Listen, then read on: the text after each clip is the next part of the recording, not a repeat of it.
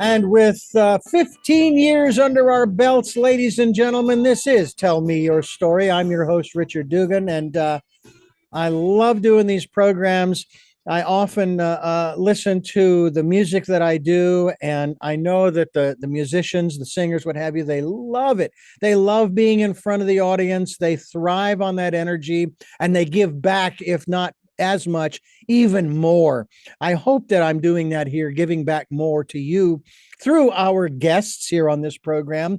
And I've often thought, because I love singing too, would I want to do that full time? And do I have that same drive, energy, and so forth? Well, I don't know. I'm still trying to search that one out, but I do have the drive to bring you Tell Me Your Story, New Paradigms for a New World, as we're giving you choices and knowledge of those choices to help make your dreams come true, working on making this world a better place. Well, our guest today is doing just that. She has a very interesting book. I think you're going to find this fascinating. We'll also be giving you her email or her website address. The title of the book is Decoding Your Emotional Blueprint. It's a powerful guide to, and I've got a bunch of big words here, transformation through disentangling multi-generational patterns. Our guest is Judy Wilkinson Smith. And Judy, thank you so much for joining us all the way from Texas. Hi, Richard. Yeah, and you've gotten much better weather than we have. Thank you for having me this morning. Well, we'll send a little your way. Everybody needs some sunshine and blue skies, and it's coming. I know that Texas is experiencing something that they don't regularly that far south in this country. I've seen snow on the hill, on the mountain where we live here in Santa Barbara, believe it or not, only a couple times. But we all get our turn for drought. We all get our turn for excessive rain, which we did get in January of 2023.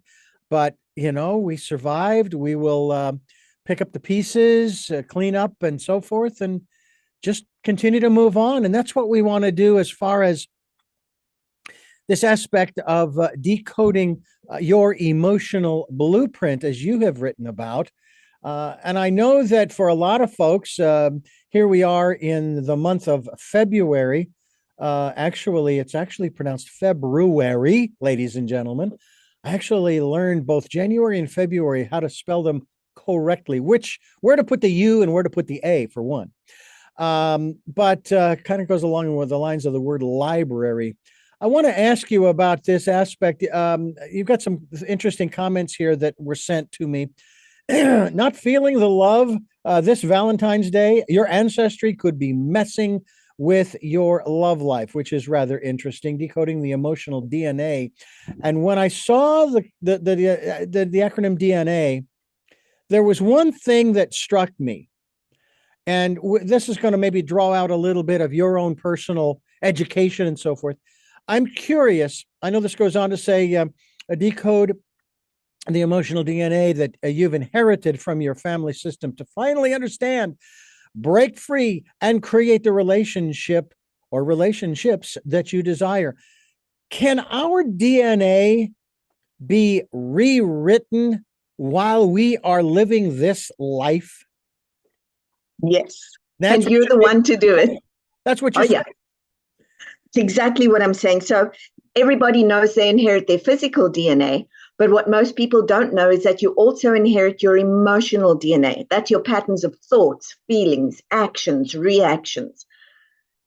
It often feels like it's yours. It feels intense. It feels like this is happening to me. But if you start to look in your family system, you'll see that it goes back generations. Now, many people don't have access to that. So then what I tell them to do is timeline your life. You will still see those patterns popping up. And so what I will often say is sit down, let's take relationships. Write down all your thoughts about relationships, all your feelings, all the actions you take, all your reactions. And notice your inflated reactions because those are often a source of your emotional DNA. But then ask yourself, when did those begin for me? What was happening in my life at the time?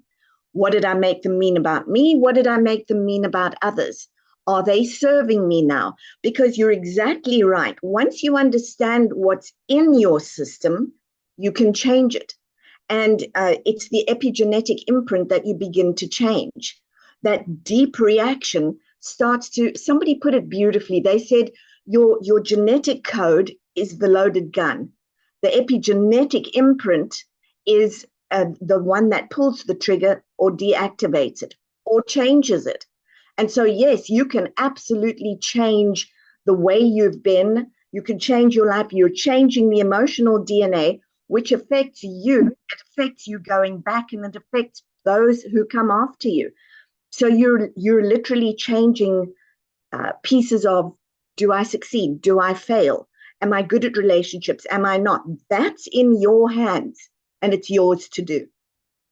You are what is called a systemic, you do systemic work as well as constellations, yeah. Constellation expert. A constellation, we're not talking astronomy here. Yeah, yes, no, we're not. Now, I'm going to only allude to astronomy, astrology. If you look in the sky, okay, and you have one of those zodiac signs, yeah, it exists because every single star has its place.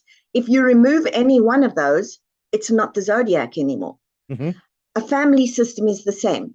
Every single member belongs, whether they were aborted, miscarried, stillborn, adopted out, excluded because they went to jail, locked up because they were in an institution. They all belong. And what happens is the minute that we exclude any of those, it begins to rattle the system because the system knows it belongs.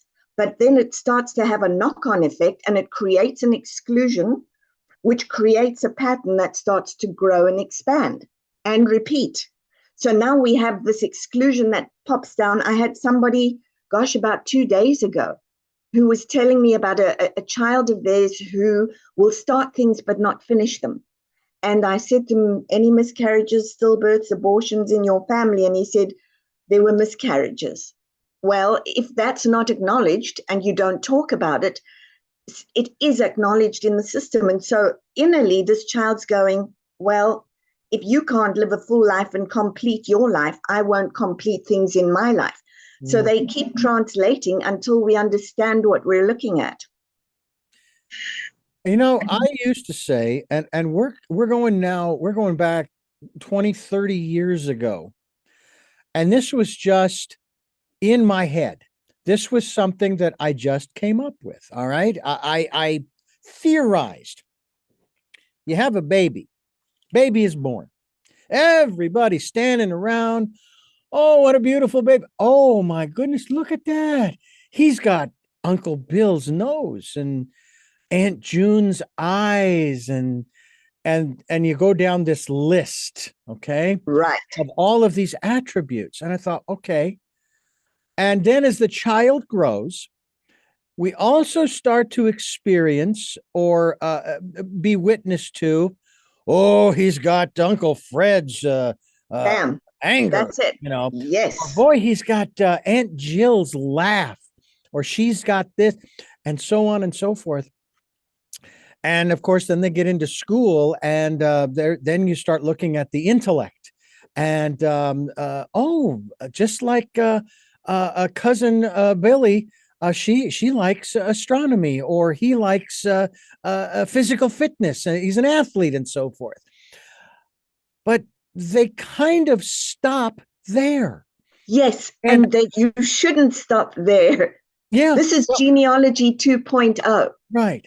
Because the question that I raised and sort of answered for myself in that respect is, okay, if we take on the physical, mental, and emotional attributes of our ancestors, would we also not take on the spiritual attributes that are encoded in that DNA? Because I still think that the DNA has something to do with our soul.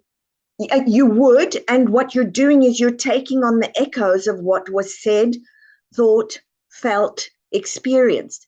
And the reason you're doing that, though, and many people miss this is, and this is, again, genealogy 2.0, is those patterns, whether they're strong patterns or difficult patterns, are coming to you and they're saying to you, what can I become through you? Are you going to amp me up if it was something strong? Mm-hmm. Are you going to change me if it was limiting? And we literally have that capability in our hands. And Richard, it's as simple as one new thought, one new feeling, one new action. And now you start rewiring the brain and you start rewiring the body. And instead of reliving ancient history, you're perfectly present and you're creating a very different future. So you're pretty much playing in the quantum field, which people go, no, everybody settle down. Quantum field simply means you are changing the pattern and you're the change agent. So think about that. You're the change agent. You see everybody sad. Everybody in the family is always sad. I was born sad. Everybody's sad. We have a look at the event that began the sadness, because it's usually an event, and it's not the event that does it, it's the decision we make about the event. Mm-hmm. So what created that? Okay, everybody's sad, but I don't like being sad. I really, really want to be joyful. Yes, you are the change agent. So now you look at the sadness for wisdom. You give it its place because it belongs in the family system, but you become the new voice that says, joy is fabulous. And I don't have to be a victim anymore. I don't have to be a victim to that event. It happened. I know I don't want to do the same. So when I look at that event, I will be triggered differently. And now I'm going to create a whole different emotional DNA. And so we start a different path, and all of a sudden, joy is possible, success is possible, not being a victim is possible. Everybody who does well in their life said yes to something else, yes to something more. And they quit letting people tell them what they couldn't do, and just did it. Judy Wilkins Smith is my guest. She's a highly regarded organizational, individual, and family pattern expert. She's a systemic executive coach, trainer, facilitator through Patterns and Leadership Conference, and motivational speaker as well. 18 plus years of expertise in assessing, or rather assisting high performance individuals, Fortune 500 executives, and legacy families to and limiting cycles and reframe challenges into lasting breakthroughs and peak performance. As we continue here on Tell Me Your Story, I'm Richard Dugan, your host, and it is really a pleasure to have the author as well as the guest here on the program, Judy Wilkins Smith, as we talk more about her work and her book that is basically decoding your emotional blueprint. Decoding your emotional blueprint. We'll give out the website here in just a moment. It's fascinating because over the years, and it's been many years, and certainly talking about death and dying is fascinating to me. I love conversations in that regard because everybody has their own little perspectives on it that adds to the whole. I lost my sister, my eldest sister, last March, the end of last March, and she was 65. And I had a conversation with her that January prior, of 2022, but I also got to see her at Christmas of 2021.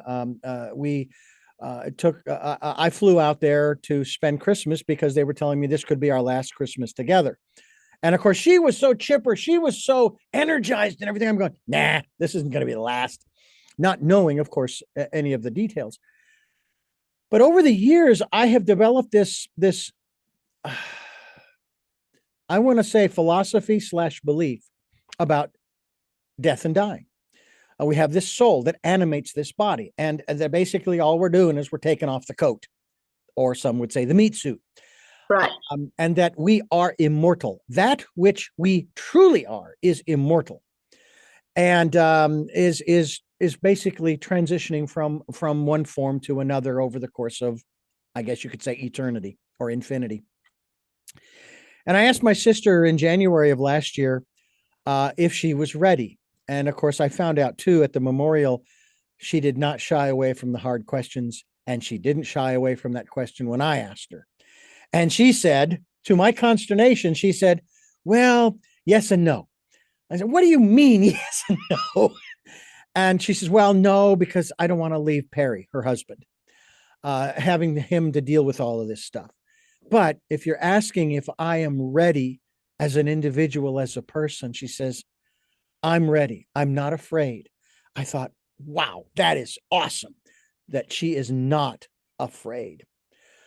Now, I didn't cry when I got the phone call that particular morning. As a matter of fact, I debated for about 5 minutes whether or not to conduct an interview, just like this one, following that phone call. And I went ahead and I did the interview.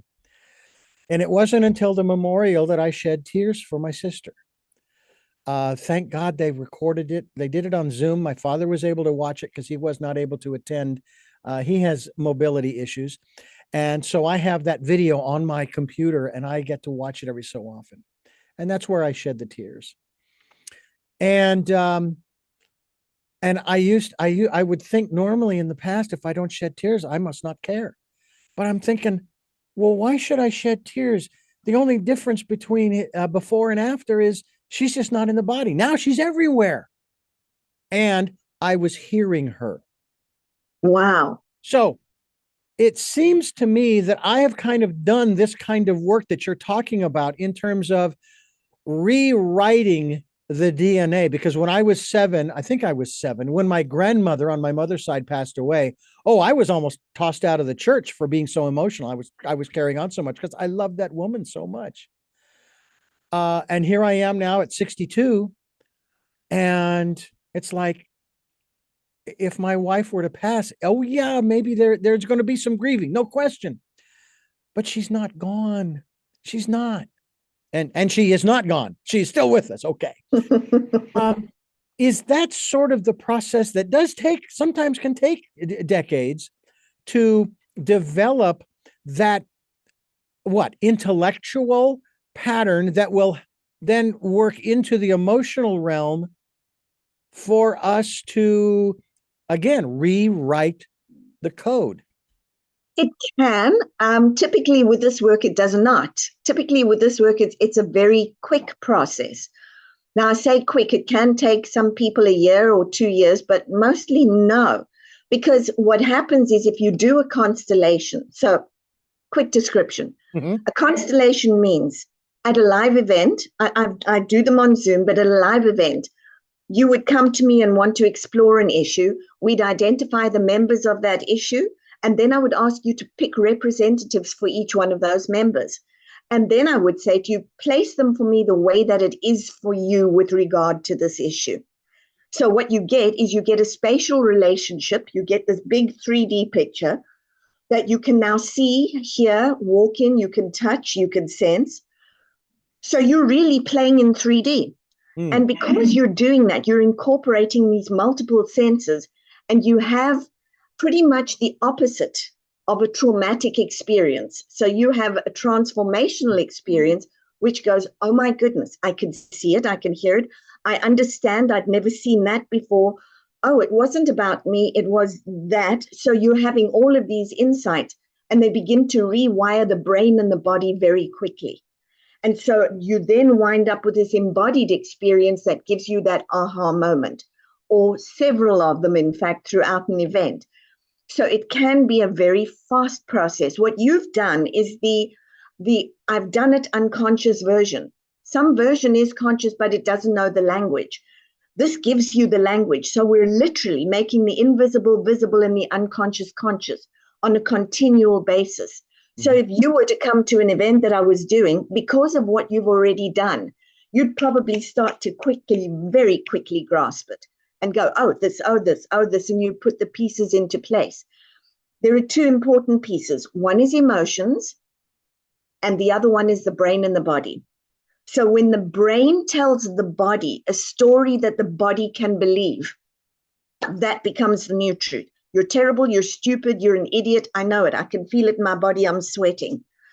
Look what you did. That was amazing. I'm capable. Oh my goodness, we can do this. And you have a different feeling. If you want to start shifting your emotional DNA, you use elevated emotions, not false ones. You've got to get into that. But elevated emotions with an elevated thought and feeling and it sparks it very, very quickly. And constellations and systemic work facilitate that shift. We're talking with Judy Wilkins Smith, and we're talking about her book, Decoding Your Emotional Blueprint. And I want to send people to your website, which is Judy Wilkins dash, or I should say hyphen, smith.com. And just so you know, Judy, we will be linked to your website so that people can go there directly while they're listening to or even watching this program, this podcast, videocast, or the radio broadcast when it is heard. We certainly hope people will do that. As we continue here on Tell Me Your Story, I'm Richard Dugan, your host, and we're talking with Judy Wilkins Smith. And she's provided for us a way to decode your emotional blueprint. Now, a blueprint is usually architects will write out a blueprint, and that's pretty much the way the structure is going to look. But it is not set in concrete yet. It can be modified. It can be adjusted. It can be changed. I mean, it can be. Matter of fact, the one who wants the building built, who has contracted the architect, could say, "Nah, I don't like it at all. Go back to the drawing board." We can't exactly do that. In other words, throw the paper away and start from scratch, because we can't throw away the blueprint. We literally do have to modify it, if you will, or adjust it or change it. Or someone said to me, stop using the word change, because if you can change it, you can change it back. They say use the word transform. All right, okay. I like that. So transform the blueprint. So we have to work with what we have. We can't toss out the blueprint. It doesn't work that way. You don't want to, because the blueprint contains all of the clues you need to the do's and the don'ts. Right. And so you want that blueprint. Right. So what we want to do from the get-go is we're going to take the blueprint out. All right. We're going to lay it out. You're going to lay it out for us, or help us to lay it out. Okay. So what are we looking for first? Okay. So here's what you're looking for. Most people I know say, you know what, if I just knew really what was going on, I could live a bigger, better, faster, nicer kind of life, but I don't know what to do. Two things. What you want to go looking for is, what are the things that frustrate you, keep you stuck? Where are the places that you're really dogmatic? That's a great place to go looking. Where are your hates and your dislikes and your big feelings around things? Those are usually multi-generational thoughts and feelings. Everybody does this, or we all do that. That's part of your emotional blueprint. So let's take something like money, because you have money DNA too. So you're going to sit down and you're going to write down everything that you think about money. You're going to write down all of your feelings about money and all of the actions you take around money. And then you're going to ask yourself, where did that begin? When did it first start for me? What was happening in my life at the time? What did I make it mean about me? What did I make it mean about others? And then what you want to ask yourself is, if you know your family, did anybody else in the family have a pattern similar? What might have caused these thoughts, feelings, and actions that I have? So I had somebody I've just worked with them yesterday, terribly risk averse. Turns out, of course, so it's a woman, and she says none of the women in her family going back, which was common, could earn their own money. And so it was whatever the men brought in, they had to be very, very careful with, because if the men died, they had to know they could take care of themselves somehow. So she was terribly risk averse. But then we looked at, tell me about your dad. Well, he kind of liked to have fun with money. So I said to her, now let's have a look at how you're breaking that a bit. Who brings the money in your family? And she said, well, I bring my own money in now. And I said to her, there's your first break. They couldn't. You are. Mm-hmm. What does it feel like? well, it feels good, but now my heart's sore. And I said, yeah, because you're linking back to the woman who couldn't. So you're being sucked back into that systemic trance of, oh my goodness, what if we don't have enough? And she said, absolutely. So I said to her, but what if you invested? No, that's like gambling. So I said to her, how is it gambling? She said, well, my father invested some and it did very badly. But what did he invest it in? So what we landed on was she could invest as long as it was a safe investment. She could look at all of the women from past generations and say, hey, you guys couldn't, but look at me. I'm changing things here. And she said to me, it started for her when she was about 20, I guess, and suddenly had to earn her own and went, oh, I don't have a man to depend on. Well, the beauty of that is that with the evolution, instead of having a man to depend on, she has a man she can enjoy it with. That's a very different flavor, right? So it's looking at those patterns and then beginning to reframe them and shift them. Yeah. Speaking of money, and I have not really shared this on this program before. I'm never afraid of sharing my life. I figure God knows what difference if 8 billion other people know, because most of them don't care. Okay. Right. And if you're going to use it for nefarious means, well, I'm flattered that you feel that you need to do that, but I hope you don't. Anyway, in the last 30 years, starting with my first divorce, and there's only been one, thank you, I have filed bankruptcy twice. Okay. I found myself recently in the last couple of years in a similar situation to the first two times where I'm thinking, should I or shouldn't I? Now, I found out that the rules had changed a little bit. It was a little more difficult and so on and so forth. Plus, it's also a rather expensive process. It's funny how, yeah, I need to file bankruptcy. I really don't have the money to pay my bills. Oh, you want $600 or $800 for me to be able to file bankruptcy? I just told you I don't have the money. Yeah, about that. Yeah, kind of weird. So I said, okay, I saw how the first two times went. I'm not into insanity, repeating the same actions over and over again, expecting a different result.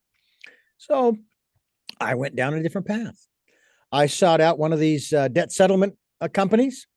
I settled on one, as it were.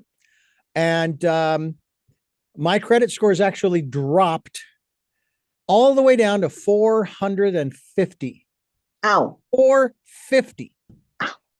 In just over a year, they've gone up over 200 points. Wow. Okay.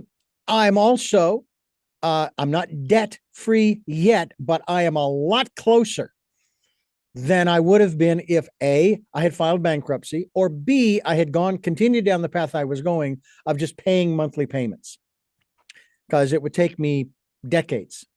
I see, I have to live to be 100. I may not have it paid off. It'd be like a student loan. It'd follow Right. the grave. So I decided to do something different. Now, I realize that when you're doing this process, as you just described, it's not instantaneous. It's not a quick fix, but it certainly happens faster than decades. As you Right. said, it might take a year, And it might take less. Sometimes it is very quick. It really depends. But yes. If you're open to it. I mean, and that's the real key right there. And that is it. No one's going to come to you if they're not open to this. Oh, you'd be surprised. They come and they want to, they want to. So part of them's open, but there's a loyalty to that old systemic way, the way of the family. Mm-hmm. And that one is stronger than the want. So we've got to work with those two. But please continue. Well, I find it quite fascinating as I talk with people such as yourself who are helping us to access these, we'll call them temporarily ingrained patterns, whether they are from this lifetime or from our ancestors, right? Families, I can tell you also that as an 8th grader, I was delivering newspapers for back in Phoenix for the Arizona Republic and the Phoenix Gazette. That was the company. And it was the first job I ever had, official job, and the first job I was ever fired from for, of all things, financial mismanagement.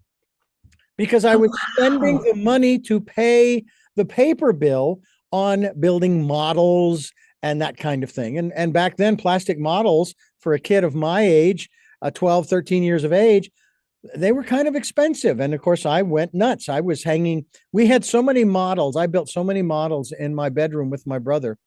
And we had one of those overhead lights, in the center of the room. Right. So many models that we had to get desk lamps because I had so many models blocking the light. So that was the first time I had had that kind of an experience with money, and I was fired. But I was able to come back from that, get rehired, and then for the next 4 years in high school, I delivered the evening paper and then the Sunday morning paper for 4 years. I absolutely loved that job. Now, was I financially responsible? Enough to where I didn't get myself fired again. But I But think it tells me you've got a money DNA thing going on there. You have a yes, money yes, pattern. And absolutely. I wonder, does it come from just you, or does that live somewhere in your family?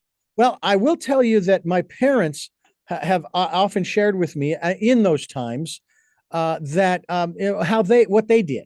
Now, a lot of people will ask. Some people have asked me if my parents what they sacrificed to have a family of six.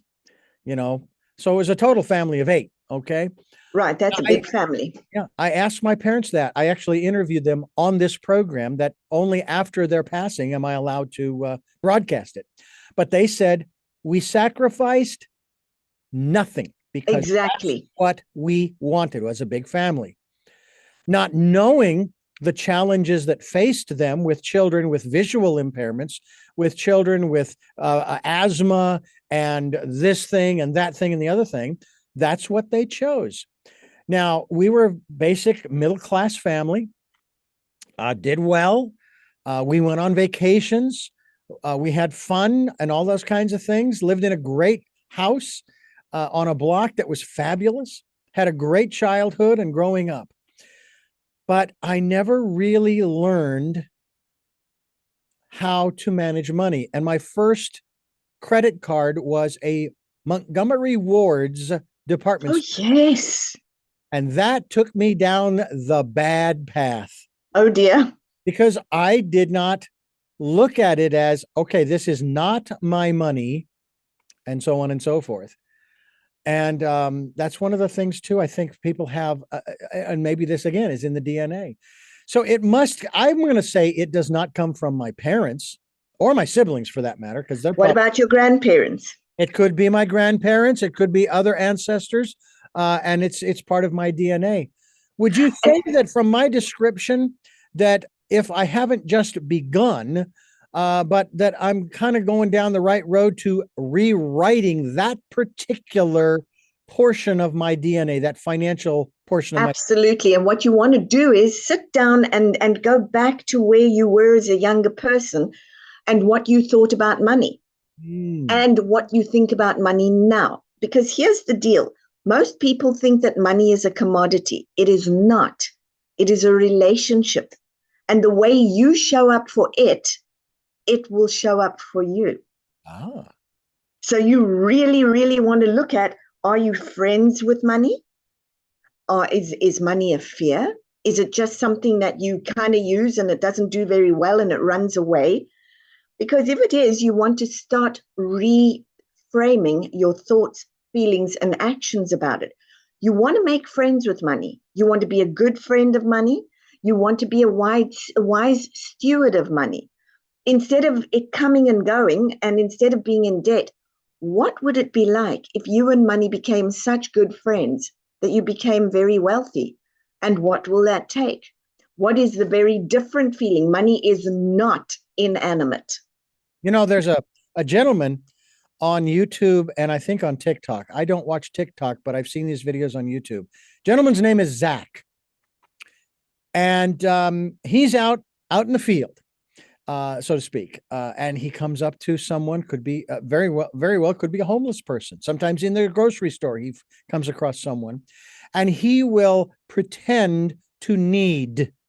I need $1 to take the bus to this place, that place, or the other. And the videos show the person, sometimes it's an elderly woman, Oh, sure, sure, sure. And she'll go over, she'll get $1 out here. Here you go. And he says, well, let me just tell you, I really don't need the dollar here. Let me give this back to you, but I've got something for you. And sometimes he will buy them, like this one elderly woman who he came across in the grocery store. He bought her chocolate and flowers. Oh, Another woman who lent him 45 cents to take the bus. He gave her $500. I love that. He I came love that. across some came across some homeless people who he would go up to them, hey, how you doing? And of course he can see that they're not doing well. He says, "Well, you hungry? Can I get you something?" And then of course they'll mention the fast food places. Yeah, I could have this, that.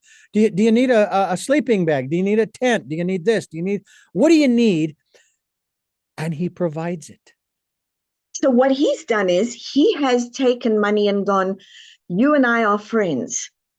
We're good stewards together. He's trying to teach people, and money is very hot at the moment, and I'll talk about that. He's trying to teach people that if you love money, which we're taught is the root of all evil, it's not. Lust of money, maybe. Love of money, no. Because all money is asking for is its place in the world. Mhm. And he's saying, look what you can do with money. Money and I make friends. We're great allies. Look at the magic we make. Money is an amazing friend. It really is. So for you, it's okay. So if I started instead of, and you've already started, if I start down this road, if I start building trust with money, if I start understanding it and accumulating wealth, look at what I'm going to be able to do to spread a little magic, because that guy sure does. Yeah. Oh, and I would love to be able to do that at that level, Now, I will say that when I go out and I buy some new jeans or shirts or what have you, I go through my closet and I pull out clothing that I haven't worn in years that is still in good condition. I'll put it in a bag and I'll set it out on the curb, because that's now there are facilities here where we can go to and donate Sure. in that respect too. But I like to get it directly to the people who need it right here and now. And as long as the weather is good, I'll set that out there. My wife has done the same thing. She will take clothing that she hasn't worn in years that's still in good condition and put it in a bag, and I will do the same thing, and it will be picked up within. And that's money. Yeah, it is. That's money. You're putting money out on the sidewalk. Somebody else who needs it or wants it can take it. Oh, so imagine. I had a huge box. I mean, probably not a yard, but it was maybe 2 feet by 2 feet, like a cube, that was stuffed. I had to tape it closed with long sleeve shirts that I didn't wear anymore. So we've done that, and the other aspect of it too is a little background for you. Our listeners know this. I was born legally blind, could not drive a car, couldn't get a driver. Oh my goodness. But in 1996, I had a lens implant. Now I'm driving. And when I had that lens implant and when I got my driver's license, I made the commitment to the universe that if somebody needs a ride, I will give it, because of all of the rides that my mother gave me and other people gave me for me to get from point A to point B. And I've done that on occasions. Just recently, of course, I've also used our truck for the radio station I work for to do some cleanup outside in terms of old files and things, and take them to the dump. So I just, and I feel really good. I don't feel obligated. It's something I want to do. When we are going through this process of decoding our emotional blueprint, that is something, certainly, as you said before, some people come to you and they're still resistant and so forth. But you do have to reach that point of intention that, yeah, I really do. I really want to scratch out this part of the blueprint, and I want to redesign it, and I want to make it. Actually, what you're doing is you're really saying thank you to that part of the blueprint, because it's annoyed you so much. It's like the sand in the pearl. Yeah. It's like the sand in the pearl. It's going, do something, do something, do something, do something. Yeah. And I'm going to come back at you with a money piece. You're already demonstrating flow by what you do with clothes. Now start I make all my executives, by the way, go on money walks. If you read it in my book, I want you to read that piece on the money walk, and I want you to do it. And when you reach your first million, you're having me back on the show to tell me about it and to tell me the magic that you're making. Tell me more about this.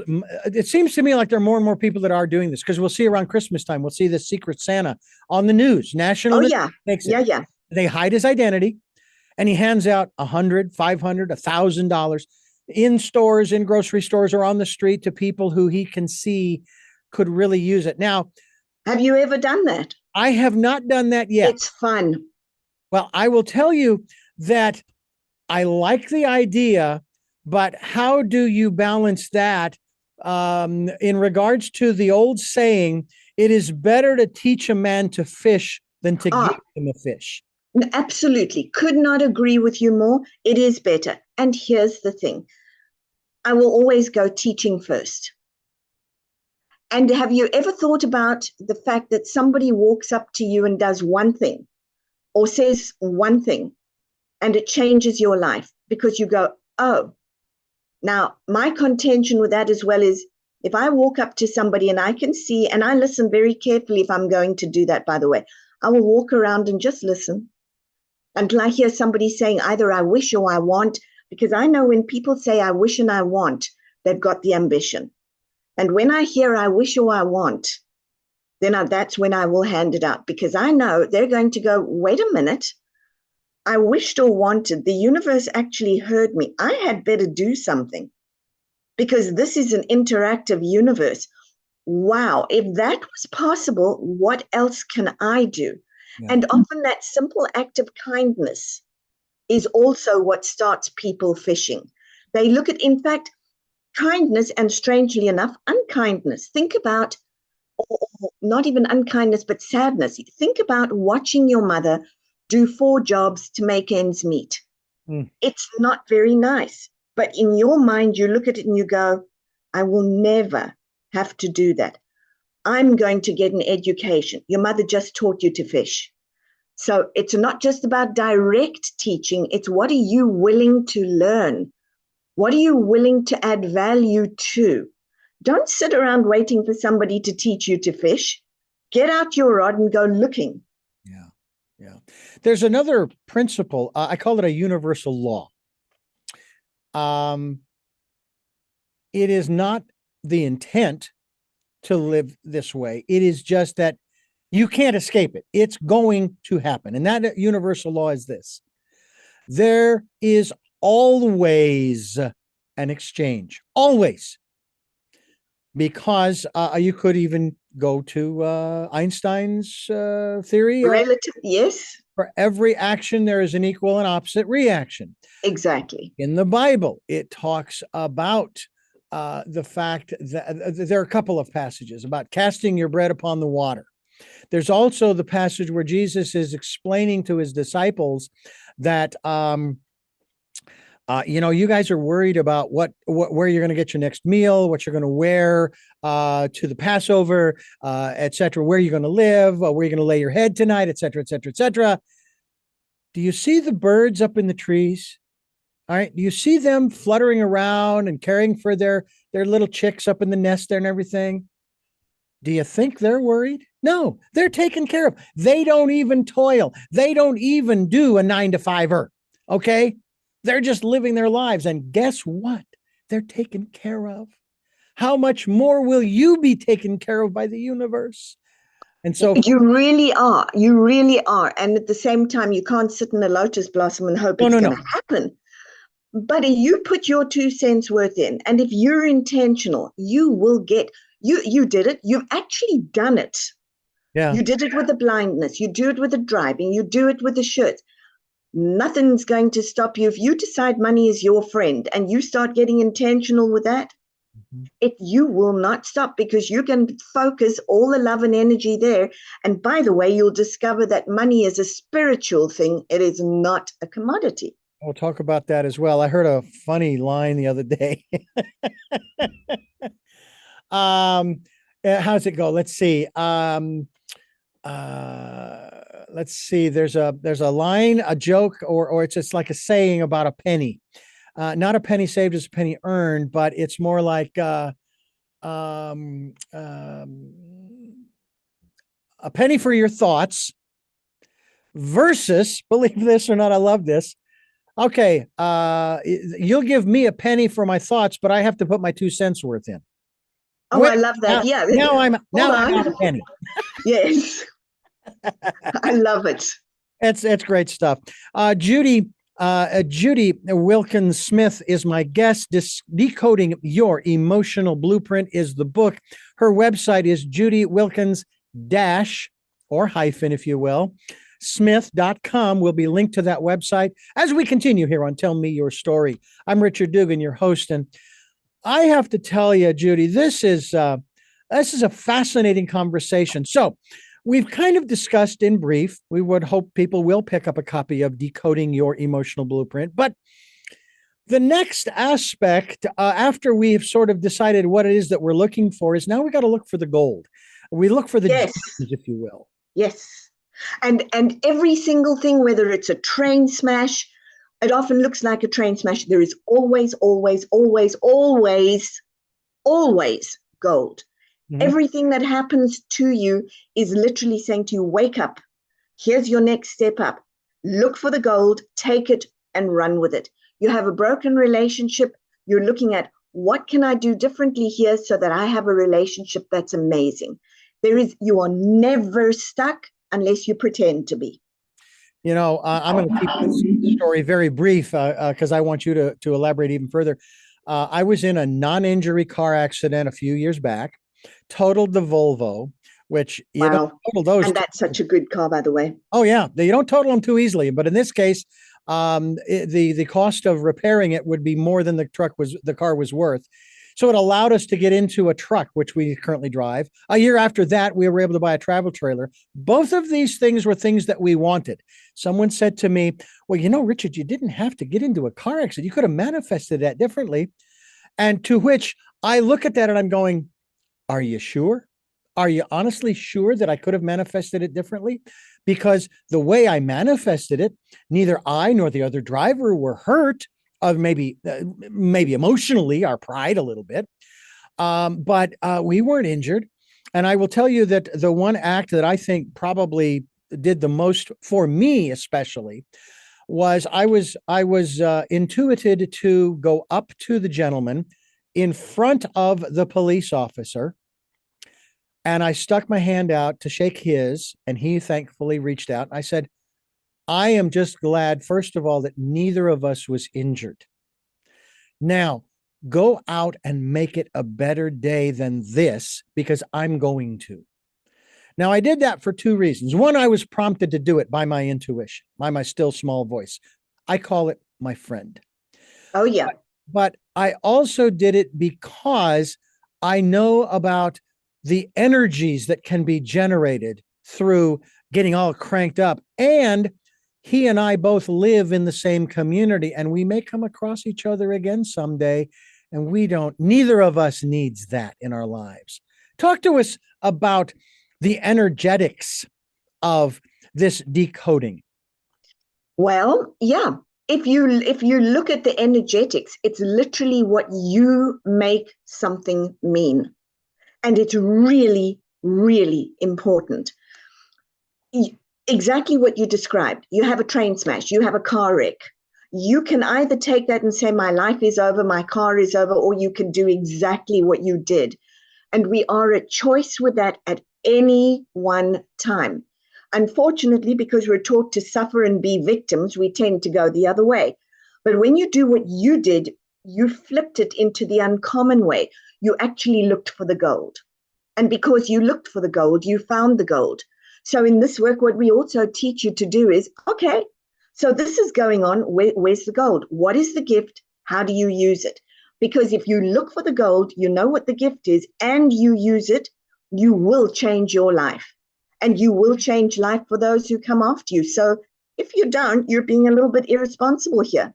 A little bit. little bit. And when I was working for the Christian radio station, that was a dirty word you did not talk about. I'm not responsible. It's either God or the devil. And it's like, oh, I see. Ah, So you're a puppet on a string being manipulated by forces no, you think you understand.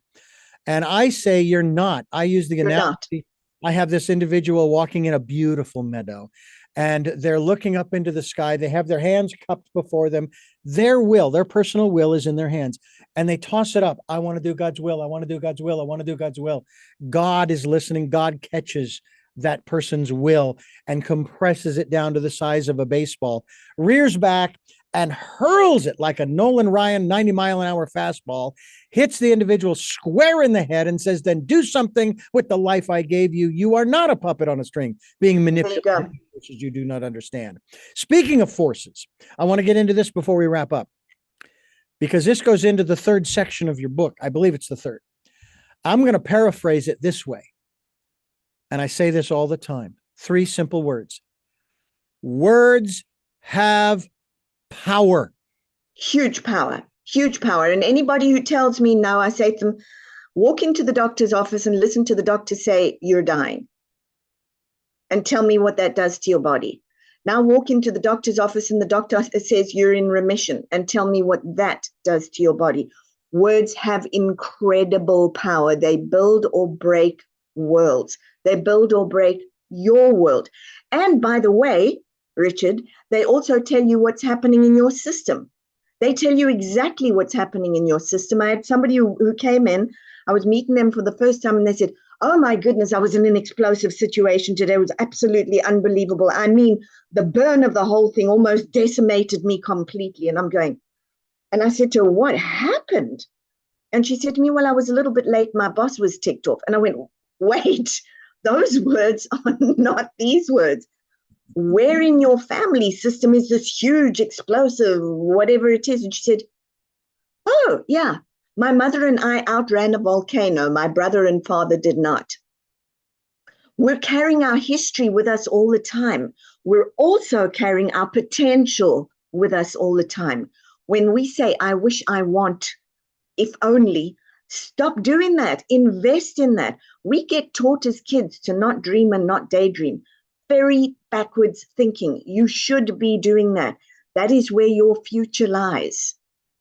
It's really important. But also pay attention when you are really angry and you use these words about something. Are they your words, or did they begin in the mouths of your ancestors? And are they trying to shape themselves differently out of your mouth? Yeah. Well, I talk about this in my book, Choices. It's one of the sections. After making a choice and so forth, match your words to your choice. Are you a believer? And this will be sort of the last question we'll ask here in this program, because we're going to have you back to talk more. But are you anytime? Absolutely. Oh, great. Are you a believer in the concept, especially here when we're talking about the power of words? Fake it till you make it? No, here's what it is. I sat with fake it till you make it for a long time. It's not. It's believe it till you achieve it. Okay. So the more you believe it and the more you invest in it, the more you head in that direction. If you believe it and you invest elevated emotion and intention, you will get there. Gratitude? Huge. It's something that's one of the other things I teach people to do every day. If you genuinely are in a state of gratitude, if you have an altitude of an attitude of gratitude, you will get where you're wanting to go. We are talking about decoding your emotional blueprint here on Tell Me Your Story.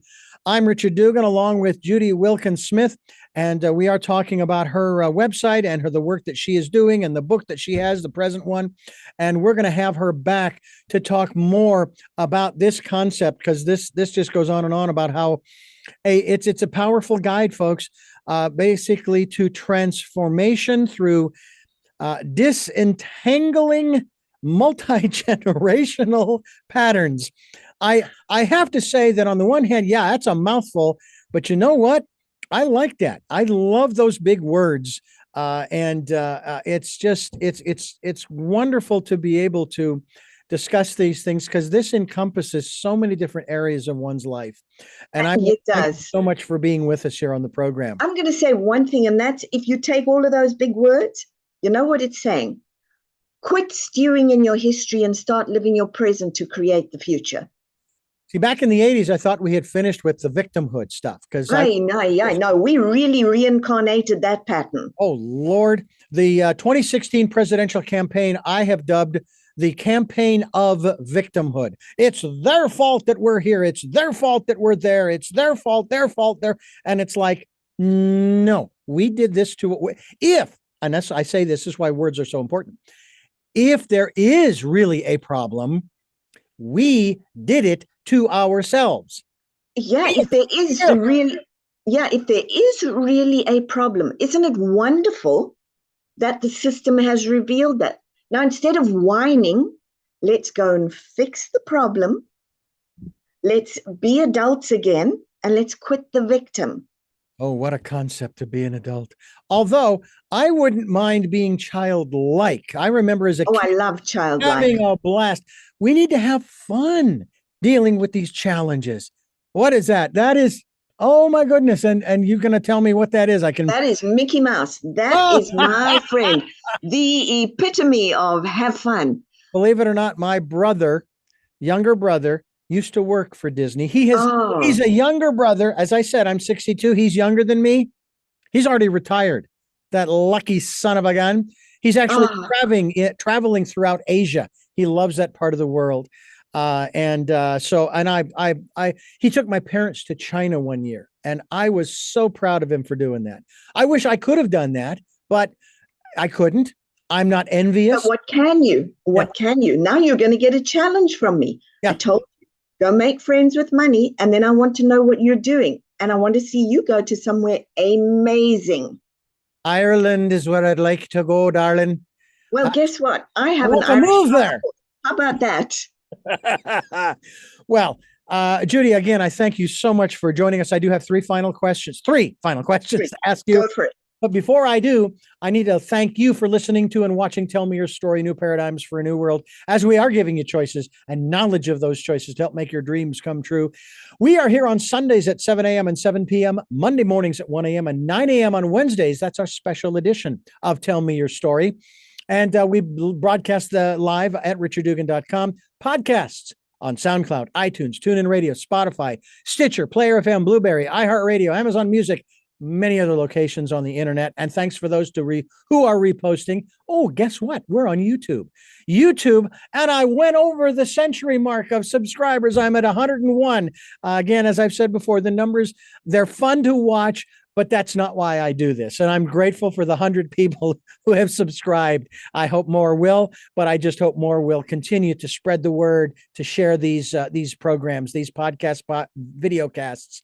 And also, we ask you, and this is an area we did not really get into, and I really want to in our next program, we ask you to participate in the Decade of Perfect Vision, where we ask you to go within. And you talk about the power of words and listen to the still small voice and follow the promptings. The still small voice will never put you in harm's way, but it will challenge you. My friend has challenged me on more than one occasion, and I'm grateful for that. And my life is wonderful in that regard. Oh, by the way, if you'd like to support us financially, we would be grateful. Let me tell you how grateful. It's wonderful to be supported by you folks. If you can, we have a PayPal account. It is there for your security as well as ours. And when you go there, it's going to ask you for an email for whom to send the contribution to. Richard@richarddugan.com. That's Richard@richarddugan.com. With all of that said, my first question to our special guest author of Decoding Your Emotional Blueprint, who is Judy Wilkins Smith? She is an incurable optimist, a great believer in limitless potential and human potential, a mother, a fur baby mother, fun-loving, very much, incredibly determined to see the world grow happy.